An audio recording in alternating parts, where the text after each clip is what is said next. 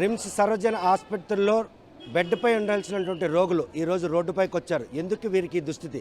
ఈ ఆసుపత్రికి వస్తే రోగ నివారణ అవుతుంది, మెరుగైన వైద్యం అవుతుంది, వారి ఆశలకు అనుగుణంగానే ఇక్కడ నిర్వాహకులు అక్కడ ఏర్పాట్లు చేశారా? అటువంటి వైద్యం అందిస్తున్నారా?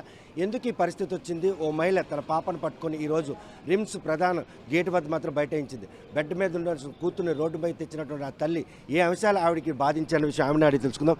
ఎన్ని రోజులైందమ్మ వచ్చింది? దేనికి వచ్చారు? ఈరోజు ఇక్కడికి రావాల్సిన పరిస్థితి? సార్, పాపకి ట్యాన్సిల్ సర్జరీ అని వచ్చాను సార్. సార్, మాది ఏపీ స్టేట్ శ్రీకాకుళం జిల్లా.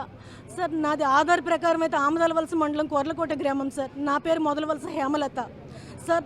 నా కన్నవారి స్వగ్రామం అయితే పొందూరు మండలం మొదలవలస గ్రామం సార్. సార్, నేను రిమ్స్ హాస్పిటల్లో మా పాపకి ట్రీట్మెంట్ పర్పస్ వచ్చాను సార్.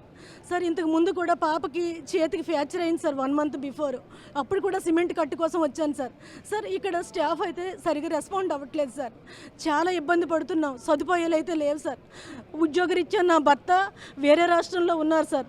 స్థానికత కలిగి ఉమ్మడి ఏపీగా ఉండేటప్పుడు నా భర్త అనమాట ఆంధ్రప్రదేశ్ ఉమ్మడి స్టేట్లో ఉండేటప్పుడు అక్కడ భర్తీ అయ్యారు సార్. హైదరాబాద్ సిటీ పోలీస్గా అతను అయ్యారు. ఇప్పుడు అది స్టేట్ డివైడ్ అయిపోయినాక సార్ నా పిల్లలకి ఇప్పుడు చదువుల పర్పస్ నేను ఇక్కడికి రావాల్సి వచ్చింది సార్. నా భర్త హైదరాబాద్లో ఉంటున్నారు. నేను ఈ శ్రీకాకుళంలో నా పిల్లల్ని పెట్టుకుని చదివిస్తున్నాను సార్. రోజుల క్రితం ఈ రిమ్స్ హాస్పిటల్కి వచ్చారు. ఈ 3 రోజుల పాటు ఎటువంటి నరకయాతన పడి ఈరోజు బెడ్ మీద ఉండాల్సిన పాపను రోడ్డు మీద. Thank you sir. సార్, నాకు ఇటువంటి ఆపర్చునిటీ కల్పించినందుకు